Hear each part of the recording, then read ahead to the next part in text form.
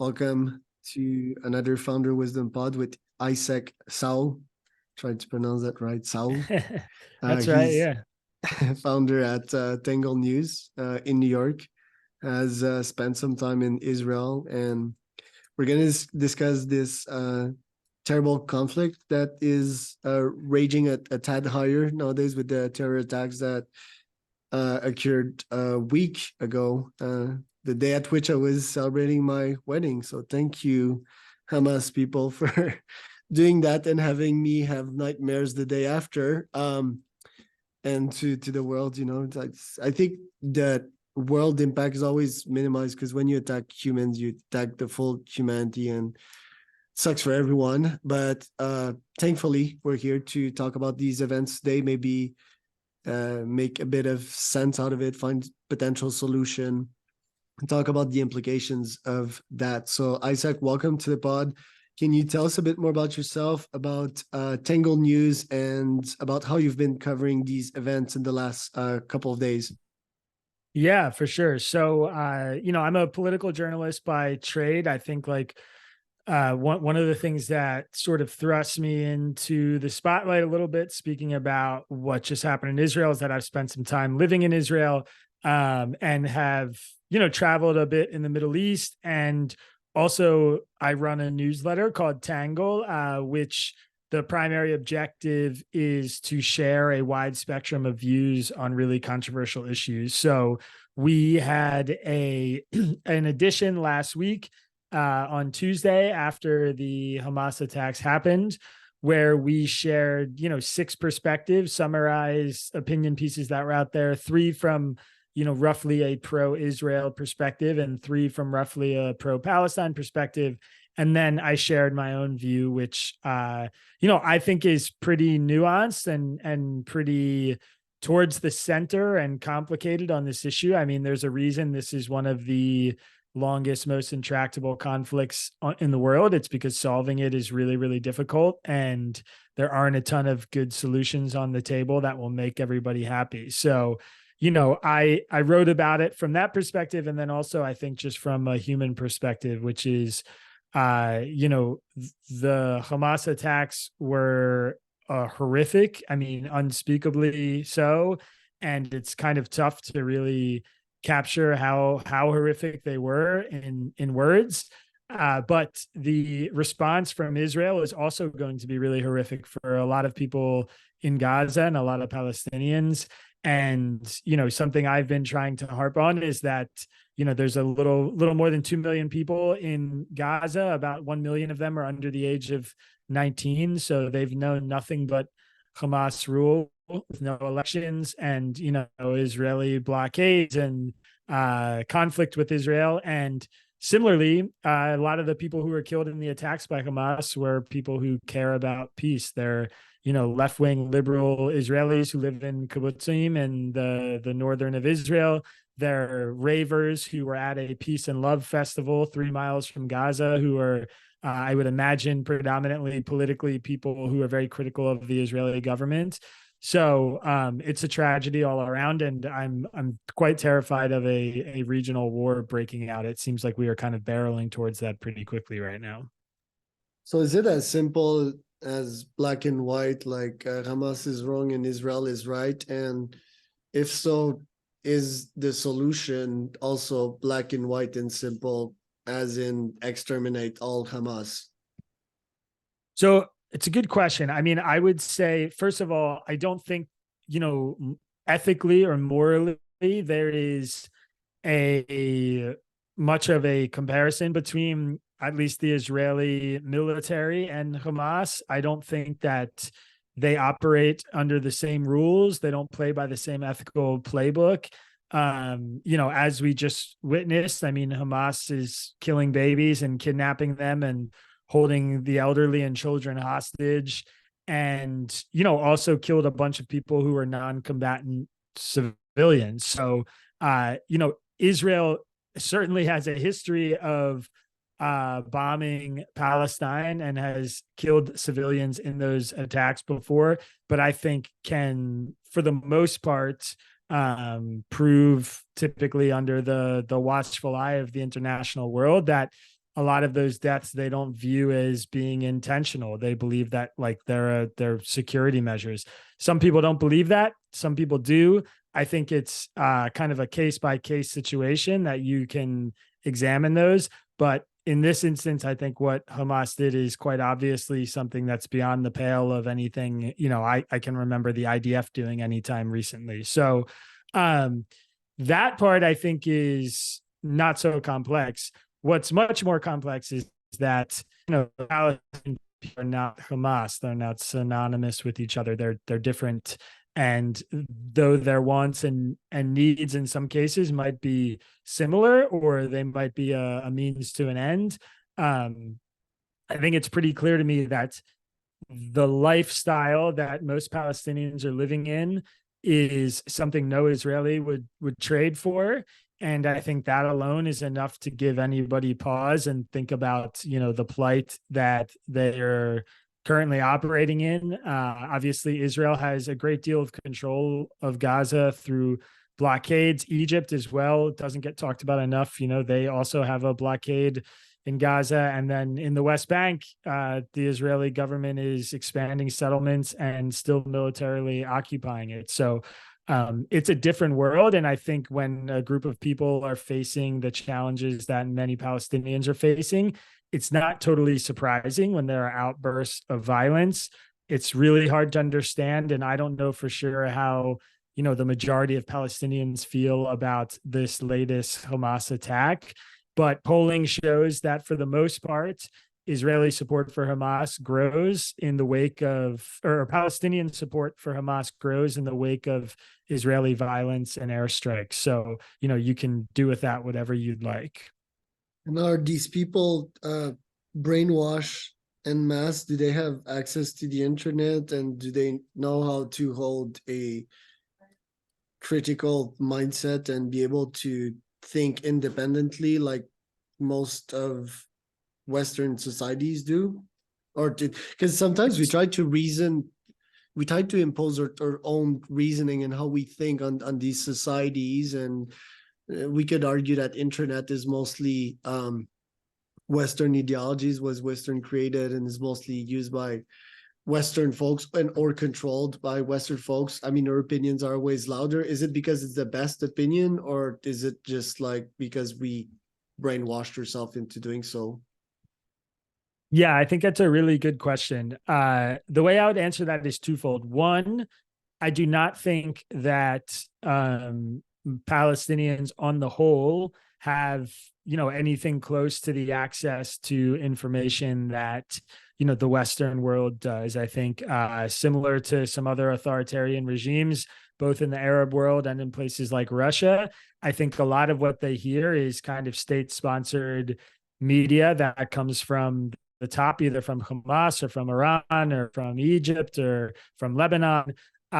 So that's one part of it. And I think the second part of it is that we do know for sure that Hamas right now, and their, as they kind of rule over Gaza, are making a concerted effort to teach young Palestinians that Jews and Israelis are basically evil. I mean, you could go YouTube videos where Palestinian children in Gaza are being interviewed about Jews in Israel, and have been pretty inculcated, and I think brainwash is a good word, with really dangerous views about Jews and Israelis, which does not set up a bright future for, I think, this conflict and finding a resolution. One thing I will say about that, though, as far as the solution goes, is that wasn't always that is not unique to Palestinians. I mean, for a long time in Saudi Arabia, for instance, there were textbooks in schools that had pretty blatantly anti-Semitic material. And when Israel and Saudi Arabia were working towards normalizing relations, they removed that content from text. I think that's a playbook for how you solve some of these sort of intractable issues, which is thinking about the next generation that's coming up and putting them in a position to work towards peace. And I think, Israel and Saudi Arabia were, really close to getting over this massive hump, which is probably part of why Hamas timed this attack when they did. But just related to the current situation in Palestine, I think it's quite obvious to me that, we need to focus on that next generation and making sure that they're not being taught how to view the world from an extremist group like Hamas. I mean, that's really important. Is observing that from a psychological standpoint, some questions that came to my brain is, don't they have that region of the brain which is rebellious or is pushing them to think differently, or are these folks suppressed physically and mentally in Palestine? Then when you think about these behaviors, is it like the full Hamas or just a couple of very bad apple that decided to slaughter grandmas and children's? They went over the top and their peers are like, dude, did you really needed to do that? But they still went with it and tried to justify with it in the chaos and in the action. I'm trying to understand these reactions from a psychological standpoint. Then I read your article that you wrote a couple of days ago, and you talked about vengeance. And vengeance, these behaviors, they seem to be really primitive, especially killing. It seems like we're going back in the dark ages, like we humans have evolved as a society to maximize happiness and lifespan and all of that. And then these people's killing themselves and fighting for land like dogs, like, woof woof, don't come near my turf, this is my turf. But most humans have already evolved to, well, not most humans, but a lot of humans are playing in the abundance realm, in the growth mindset where there's enough for everyone, where you're winning, I'm winning. I mean, this is like a small minority, I do feel, but how can we dissect that from a psychological standpoint? And is it even the right thing to do so if we're dealing with craziness and emotions that come like waves left and right? Yeah, I think so. I think first of all, we should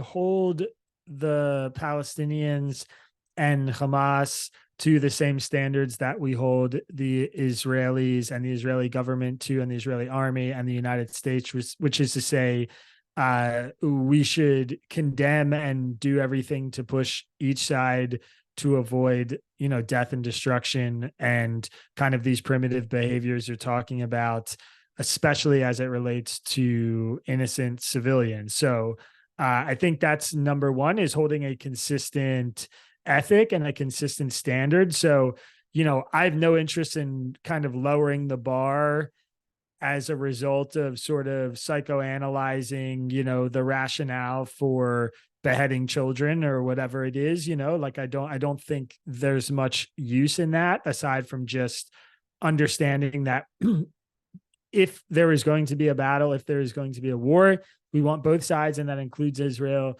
to, operate under international law and do that, thoughtfully and carefully.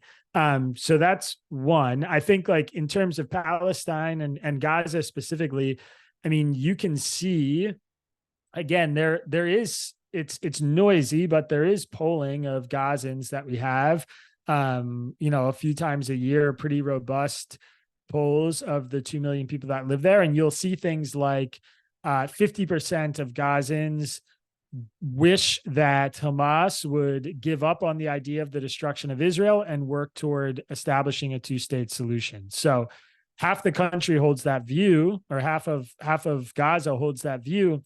But at the same time, you'll also see that, maybe there's 60% of the country that has somewhat or very positive feelings about Hamas in the same poll. So from a Western perspective, you might see that and say, how is it possible that half these people want Hamas to work toward a two-state solution, and 60% of them want Hamas or have like somewhat or very positive feelings about Hamas? And I think the reality of that is, for many Palestinians and many in Gaza, they feel like their pleas to the international community have gone unheard, and they feel like their day-to-day plight, whether it's their harassment or their blockade or the poverty or the violence, is totally unheard. And so when Hamas does, rebels in violence, they see that, and many of them are prone to see somebody who is fighting for them. And so, it's a very complicated issue, though. I can tell you, I've spoken to a lot of Palestinians and Palestinian Americans in the last couple of weeks. I follow many of them on social media where they update, their day-to-day life in Gaza or in the West Bank. And a lot of them are furious right now because they know what Hamas did is going to lead to lots and lots and lots of pain, because the Israeli response is very predictable. So, I don't think any Palestinian who understands what's coming is particularly happy about this attack, because they recognize that they are all in a great deal of danger now. Complex issue, like you mentioned, and life is complex itself. It's never like black and white, for example. And but it also depends with who you're dealing with, right? Like with my dogs, if they fuck around, like I'm gonna show them that, who's the alpha, and teach them good manners, because they're dogs. Um, if it's a human of a low level that is misbehaving, nowadays I don't even deal with these kinds of humans anymore. But if they try to personally attack me, and that happened to me before with some of my employees that blackmail me and so forth, well, one employee that blackmailed me and so forth, well, you need to defend yourself. Do you fight fire with fire? No, I didn't. I definitely did not try to do the same that they did to me. I'm more righteous, I'm more enlightened, and I'm calmer, I'm happier, I'm everything that they're not, and I don't try to mix my own behaviors and my plans and what I set for myself with their behaviors. Can even try to show empathy and understand the why, but I also need to protect myself at all costs. And if someone tries to break in my house and kill me, well, I'm gonna defend myself. If I have the choice to not use lethal force against them, I'm gonna do so. If I can also prevent that, which leads to my next point, technology, I'm also gonna do that. Just like Israel has an anti-rocket system that they use quite very well. We saw all these videos. Couldn't they have predicted that attack? Because if I'm the minister of Israel, I mean, it's a very complex thing, but it seems like we're dealing like with animals vs like next level humans, or civilized humans that are more intelligent, that have more technology, that have more of all of that. And I think it's the leader's duty to protect their people. So what happened there? Why did I mean, guerrilla war is always hard to deal with because it's like so asymmetric and so niched, and they can pull out tactics that scale can't necessarily predict. But why wasn't this prevented by the government? And can technology be used to probably avoids the EQ part, or like avoids the, oh, let's empathize with the fact that they just like killed 230 of us, I mean, why can't we just use our IQ to prevent these things from happening? So, first of all, we don't know how the Israeli government let this happen. I mean, it is a colossal intelligence failure.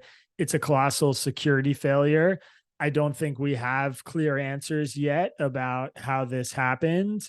I mean, one thing I'll say is it appears to have been a very well coordinated and well planned attack. And, I think that was something that maybe the Israeli government or the Israeli military wasn't fully expecting. I mean, Hamas fighters were flying in on paragliders over the wall. They bulldozed a fence. They attacked kibbutzes where some Gazans have been working part-time, crossing the border back and forth and working alongside Jews there. I mean, these were areas where there was some connection between Gaza and Israel. And I think the whole entire thing was shocking. Condoleezza Rice said recently that, in the context of this attack, there were a lot of questions, similar questions asked about 9/11 when that happened in the United States. How could we let this happen? How did the security failure happen? And Condoleezza Rice, who was serving at the time, said it was a lack of imagination on our part, on the security state's part, like a failure of imagination. We could not have conceived that they would use our own domestic airplanes as missiles to fly into buildings. It was literally just not something we ever considered or thought of. And I think the likely answer is that Israel also had, a failure of imagination, a lack of imagination about what Hamas was capable of, and how they might try and attack them at their weak points. And that's kind of part of what the story is going to be, I'm sure. But yeah, for now, I don't have a good answer. I don't think anybody does. I'm sure there will be a 9/11 type commission investigation, and it is probably cooked as a leader, I hope. I think he's been a failed leader. And so, I'm not sure. I don't know how to give a concrete answer, but I think the 9/11 analogy is actually pretty poignant. And those comments from her stuck with me. And I think that's probably a good way to think about it. Like you said, I'm just afraid of the counter reaction, like will there be a mega killing on the other side of that from the Israeli side and annihilating tens of thousands of Palestinians? Then, like I have my similar or somewhat toxic reactions. I'm a technologist and I'm like, oh, people fear AI and all of that, but I actually think AI will save us from our own mediocrity if we put a heart into a machine, if we put objectivity in a machine. I feel sometimes first it's so hard to control our humans' emotions, and once they take control of us, they make us do really stupid things. And I think that machines would be in a good position to help us live on a better planet. What do you think would be the role of AI in the future for the future of peace on this planet Earth? Man, it's a big question. Probably a little bit outside my strike zone. I mean, I think there are a lot of technological answers in terms of bringing, the developing world into the future and helping educate the masses in a way that breaks down barriers rather than builds them up. But yeah, I mean, talk about a failure of imagination. I don't have a great idea of how AI is going to play a role in that. I'm sure it will play some role, but for Gazans right now, I mean, they're trying to get water and food and electricity. I mean, it's we're way behind that ball. So I hope that is not how it is for a long period of time, but I think the current state of affairs is like a back to the basics. How do we get out of this type situation, unfortunately? Yeah, focusing on more the short term, like how could technology be used to get better facts? And do you think the human brain is meant to deal with all of these facts? Because it's easy to speak in science and the polls and 60% people, but if we focus on the very first question, how can we get better facts and expose them to a greater amount of people with technology? Yeah, it's a really good question. I think, first of all, just to answer the second question, no, I don't think our brains are supposed to process this much information or news. I think it's really bad for us. And I encourage people to take care of themselves and make sure they take a break. But yeah, I mean, look, I think what Twitter is doing right now with their community notes and the way that they're managing the tweets that are coming out and labeling them and adding context to them.